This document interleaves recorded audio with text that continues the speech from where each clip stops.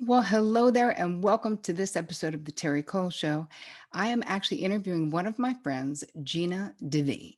So, Gina is a published author and accomplished speaker, podcast host, business coach, and self made millionaire entrepreneur. She's dedicated her career to helping women connect spiritually, start profitable businesses, create wealth from a feminine perspective, and become highly visible so they can make a global impact.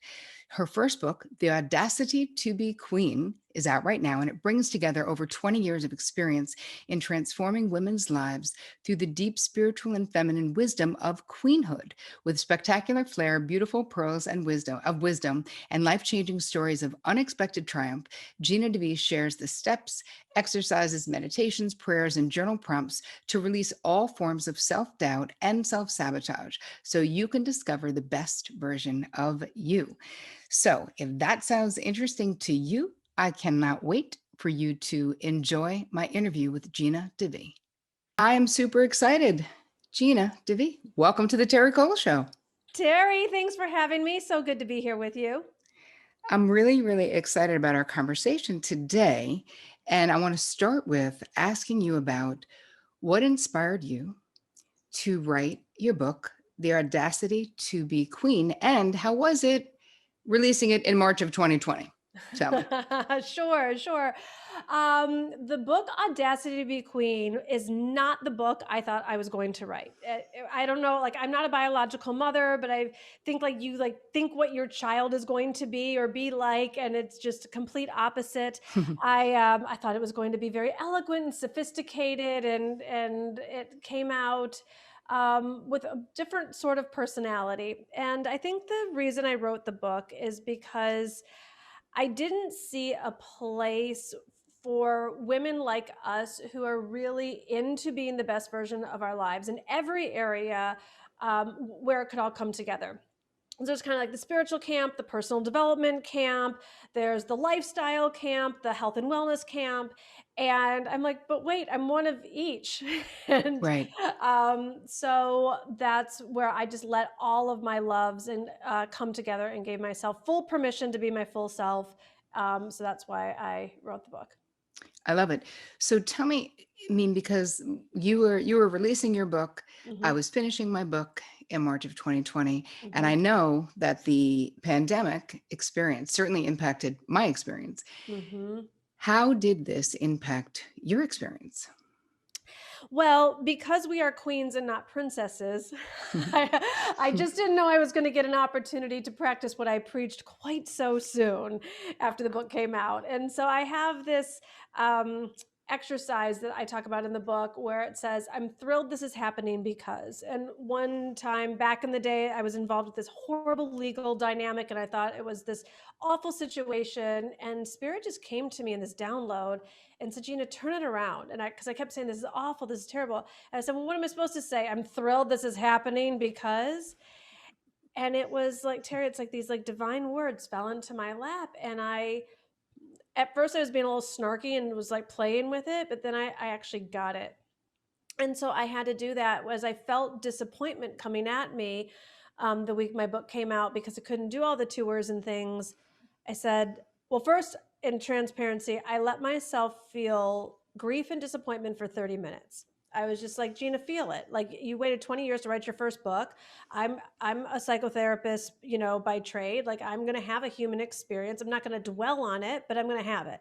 So I let myself feel disappointment for 30 minutes. And then I said, okay, I'm thrilled my book came out March 3rd, 2020 because thrilled my book tour got canceled because, and I started doing the work of the book. And I got, well, I didn't just want people to buy the book, I wanted them to read it. When better than people are at home during a pandemic? Though I wanted to go hug everyone and sign books, once I pivoted digitally, I got onto all these cool podcasts that reached so many more people than any in room book signing and good old hug would have done. So that was important to me. And I just started looking for the blessings in it. It was like when I realized media wasn't happening except from my living room, I was like, I called my publicist. I'm like, get me Cleveland, get me Austin, get me Chicago. Where's DC? And I didn't have to like go and wake up at 5 a.m. and go on all those morning shows. So, I found the way to turn it around. You did, but what I love about that story is that you found a way to turn it around after you honored your actual feelings. Yes. So we allow ourselves the humanness that we are. And then really it takes so much internal strength to say, I'm actually the boss of me, Mhm. or as you would say, the queen of me. Mhm. And Mhm. I will determine. Yes, there are outside factors, but there always will be in life, right? Gee, I mean, it's Mhm. like this isn't just this is life in general. So, Yes. how do we become adaptive, which is what you're talking about? Mhm. And I think that it's so important because there is a lot of bypassing that can happen in the online spiritual world and lots of different places. And so, for clarity, and I think you were very clear, but I'm just putting an exclamation point on the Mhm. point that we're not saying everything is good. We're saying, this isn't the way that I thought it was going to be. And now, how will I make it be the best or better? Yes. Because this is my reality. This is the situation I'm actually in. I had a similar thing with my book as well, where there was moments where you're like, okay, well, all of the things we already planned and all the people I've already paid and all of the, well, that's now not going to be the way it is. But Mhm. it's so important to be present in our actual lives, like where we are right here. So I want to talk a little bit because there's so many beautiful gems in this book, because I see this book as you're talking about your life, you're sharing gems, you're sharing case studies, but you're also, it's really a how to. So I like that it's instructional of like, what can we do, people reading it, Mhm. to feel this queen energy. So how do you describe becoming like your own queen, right? The audacity to be a queen. Yes, yes, yes. Well, it's filled with all kinds of awesome boundaries. I will say that for sure. One is the first boundary you have to have is you have to set a boundary around the epic life is meant for you. I think that like I let all of those boundaries be eroded when I was codependent and compliant and thought that it was just for everybody else. And so I was enough of a hope addict to think that like one day my life would get better. So that served me. But in general, it wasn't until I understood that this was the foundation. Then next, I think being queen and understanding that everybody gets to win. This world teaches us the exact opposite. And Mm. and when like I'm lit up about living an epic life, and it's like and everyone gets to have it. There's not competition with it. And then it becomes so much easier when you combine spirituality being your superpower and really living um, from this kind of dynamic duo place to getting that like we are living in the limitlessness. And who am I to think that that particular book tour that I had scheduled was the perfect outcome or was going to reach people in a way that infinite intelligence already had orchestrated. So I think Mm. part of being queen is like this real relief that you don't have to be God and you don't have to make it all happen and fix it all and figure it all out. I know this, Terry. It was like within all of us, there's masculine and feminine energy, and the reason why I love the archetype of queen is because we are a masterful blend of both, and ultimately, masculinity is about giving. It's all the tangible, the linear, the logical, the concrete, all the doing, action, initiating, and the feminine is all about receiving and the intuition and seeing things not as they are, but as they could be. And ultimately, femininity is about receiving. So when we get better about letting ourselves receive our good and receive opportunities and receive the confidence to set that boundary, to say no, or to speak up and say yes, please, and thank you, it changes your life and then it changes the world. I totally agree, especially with the accepting and the allowing. So for anyone listening or watching this on YouTube, what is the first step if you're someone who is sort of blocking, and if your mantra in life is I got it, I'm good, I got it, I'm good, how do people start to turn that around Mhm. from being so hyper sort of independent or not wanting to be a burden to others? How do you describe it to allow? Yes. So there's a lot of other archetypes in the book other than queen. There's the martyr. There's the roller coaster rider. There's the paranoid gangster. There's the gladiator. And I think a lot of what you're referring to is this I got it, I'm fine, is Western society's absolute addiction to all things masculine. So it's thinking, it's not feeling, it's taking action in the form of just being busy rather than sitting with the uncomfortableness of the what so and really like queens get life isn't perfect and it wasn't even supposed to be. Princesses falsely believe because we were taught from the time we were little girls that like, one day your prince will come and save you and everything's going to be perfect. And so then when it's not perfect, we get very confused, like we've done something wrong or like we're going to miss out. And part of the emotional maturity that's required from queenhood is allowing for all of the seasons in life and the valley and the mountaintop experiences and finding the gold all along the way. And so really getting that your power as queen isn't from these artificial things outside of you, but it is so much about the connection from within. I love it. So, will you tell us a little bit about your journey? I mean, I did it at the top. I gave sort of a synopsis of your life, but what inspired you to take the path? So, tell us a little bit about your path Mhm. to where you are right now and what inspired that. Sure, sure. Oh, and I'll actually loop it back to finishing answering your last question because you're like, "What's the first step?" And I was like, "Okay, well, this all bring it together." So I grew up in the Midwest. My parents were school teachers. I grew up in the suburbs of Detroit, and though I we weren't rich, we weren't poor. It wasn't like a super dramatic story. There was these conflicting messages. It was like, Gina, you can be and do anything. Sky's the limit, and yet it was sort of like this very go to college, get a job, be normal, practical, don't color outside the lines.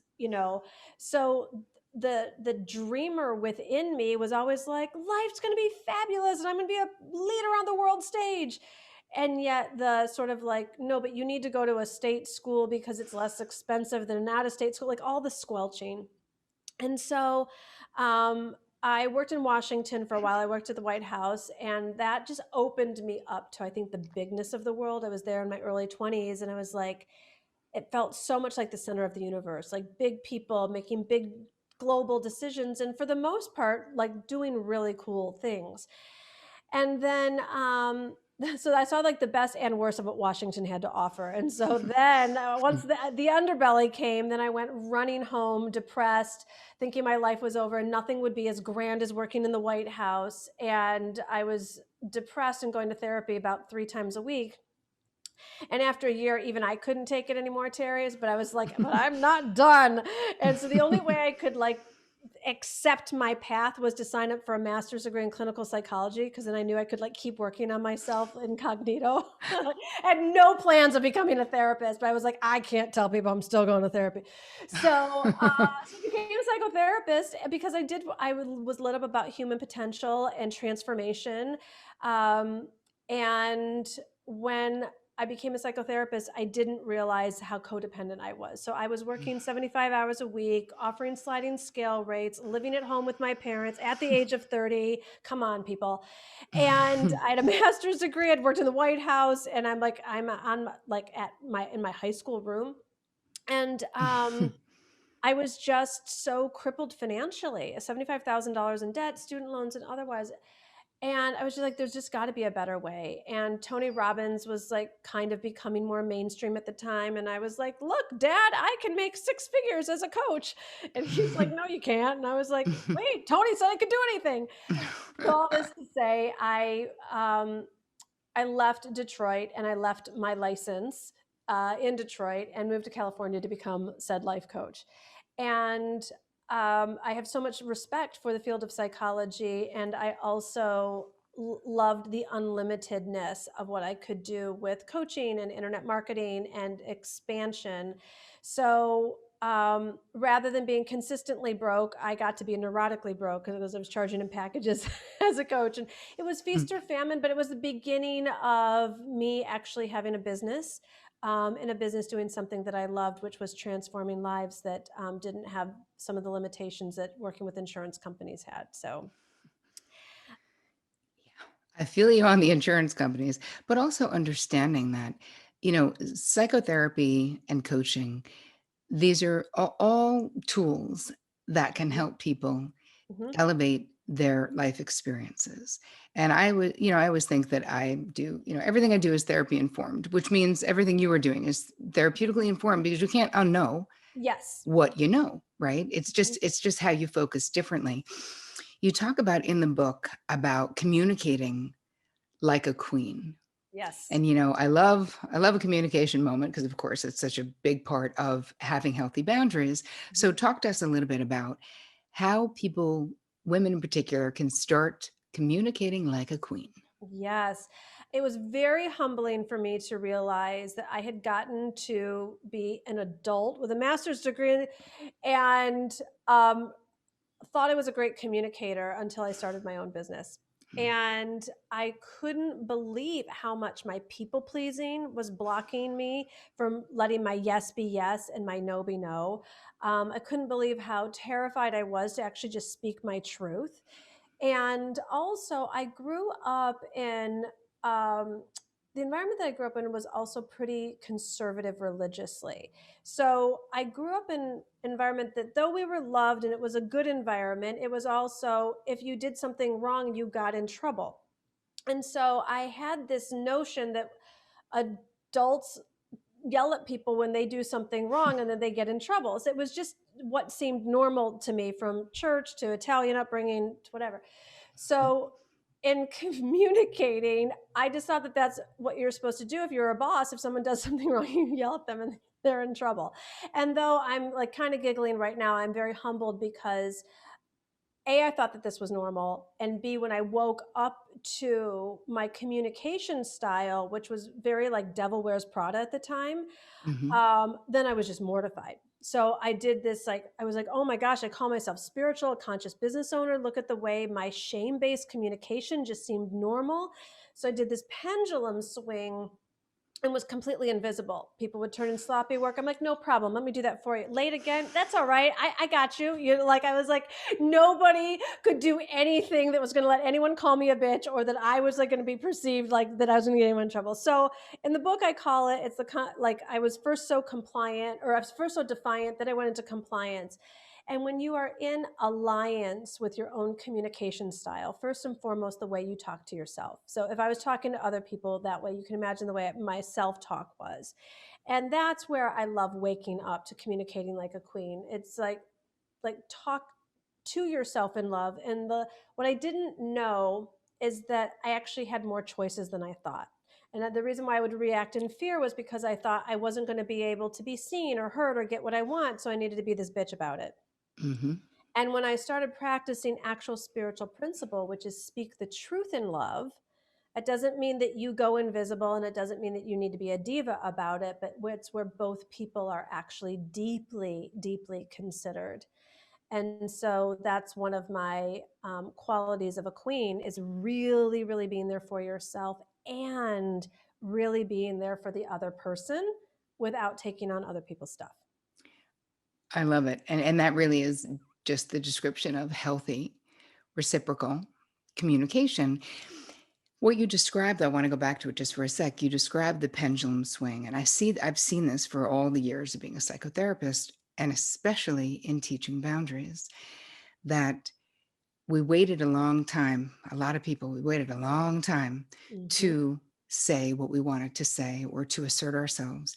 And we've had years of built up fear about how it's going to be received or what someone's going to say. And so with my clients, I would see that, in the beginning, they would be like blasting people. Mm-hmm. So really using like a sledgehammer when literally like a pencil would have probably done the For trick sure. so much more effectively.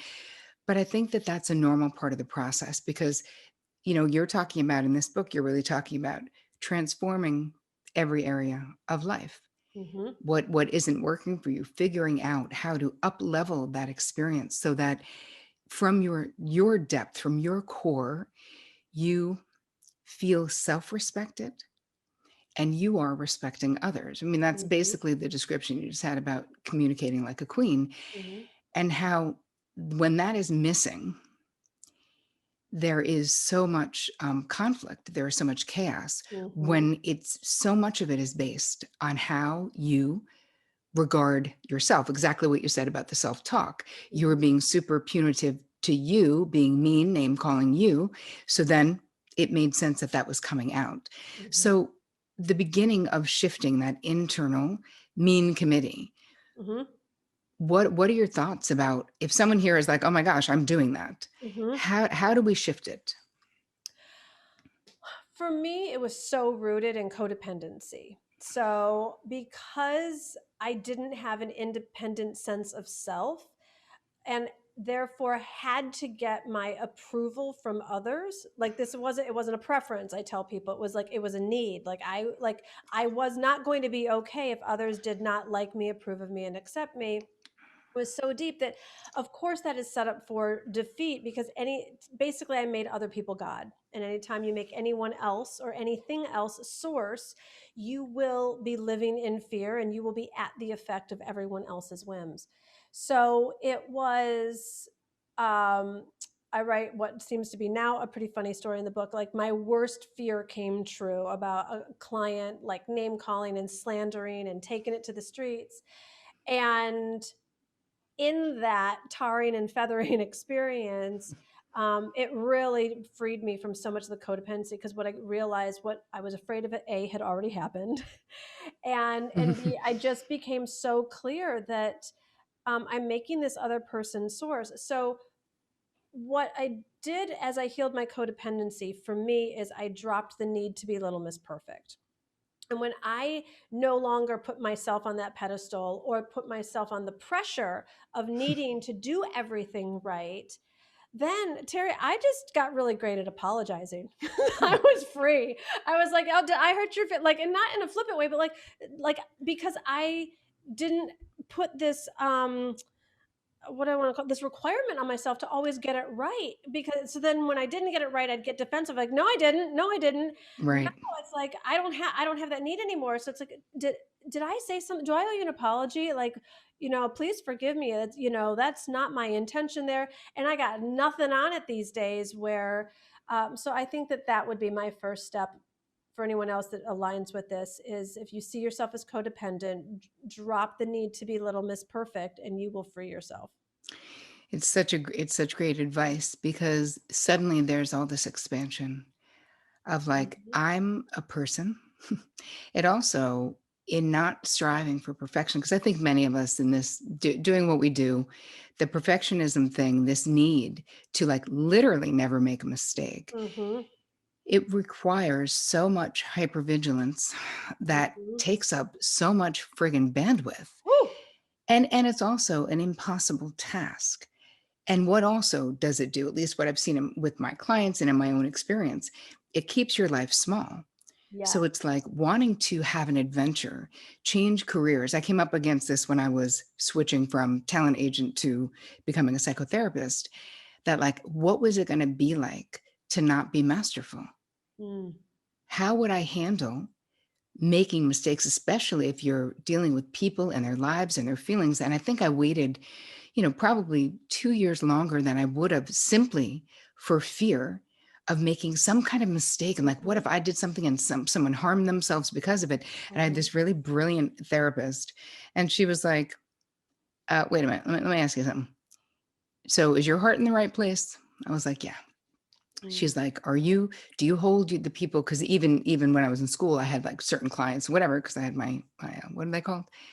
Your, Practicums? where you're not working, but you're interning, right? The Mhm. internship. Anyway, and she said, "Do you hold your clients in high esteem?" And I said, "Of course." And she said, "Well, let me tell you something. You're not that powerful, Ter." And I was like, "Wow, what a relief." She's like, Mhm, "You're actually not. There's no intervention that you're going to do if what you just told me is true, right? You hold your clients in high esteem. But that is such a codependent thought. Like you're saying, there is this sense of having all of this power. mhm, And in reality, when you give up that perfectionism and you go, I'm allowed to make mistakes. I'm Mhm. allowed to course correct. I'm allowed to change my mind. Suddenly, all of the potential adventures really open up because you're like, it's okay if I do it badly. Am I Yep. enjoying it? Can I get better? Will I give myself the space to get better? Mhm. Which I think really that is very queen like as well, is accepting your humanness. Totally. You know, it's like there isn't any masterful musician that goes and sits down at, let's say, a keyboard and expects to never hit a sharp or a flat note. And I think that we in this industry of mentorship and human development, psychotherapy, coaching, somehow we got the notion that we have to always get it right and we'll never become genuinely masterful. Like, I know I'm a great coach because of everything that I said wrong throughout the years. Like all the times I didn't speak up when I should have, and all the times I spoke up when I could have kept it quiet. So, um, for me, that's the only way I learned is from doing it. It's a fact. Same. All right. I have a question for you that I ask all my guests. You ready? Yes. Personally, what has been your most challenging boundary struggle and how did you overcome it? Oh, such a good one. Um, I think my most the hardest boundary is my own negative self talk because so much of it was unconscious. Like I wasn't the type that was like I wake up and look in the mirror and say I hate myself.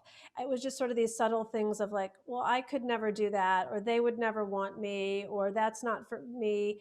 When I did really desire something, so I would say, and it's, as I go to every new level, there she is again. Like, so I'm still working through it. I think the piece, my own boundary around self permission, has been my greatest challenge. And then what was the other um, question? no, that was it. You got it. Like, and you, it almost sounds like it's an ongoing Yes. for you because I think that that's actually really insightful to share that piece that at every next level, it's like we will be confronted with our Achilles Hmm. again. So everything that really both of us, what we both teach, these are ongoing experiences. There's a discipline. For me, it's just like meditation where you don't go, oh, I meditated for a year. Yay, I'm done. Like you're not. These are the things that we practice daily. And I find personally when I'm under stress, when, you know, maybe in a global pandemic, there will be this backslide, just like the therapeutic process where it's two steps forward and one step back. But Hmm. when you know that that's normal, when you're like, that's a slip, doesn't have to be a relapse into terrible negative self-talk forever and ever. It's a moment where you're like, ah, that was harsh. Maybe that wasn't necessary. Hmm. And we can change it and move on. So I want everyone to know they can get this book, The Audacity to Be Queen, at divineliving.com/book. But where else can people find you? Sure. Well, you can come over to, thanks, Terry. You can come over to divineliving.com. It's kind of the world of divine living. If you go to divineliving.com/audacity, there is a free companion course to the book. So you don't even have to buy the book, though I want you to buy the book, but you don't have to. There's videos and workbooks and a Facebook group. So if you're just looking for some like other positive global women who are uh, really developing the best version of themselves and letting it be awkward before it's elegant, you can check that out. And then I'm on all social platforms at Gina DeVee. Thank you so much for spending so much time with us today. I really enjoyed spending time with you, and I know we're going to do it again. Oh, yes. Thanks so much for having me, Terry. You're always such a joy.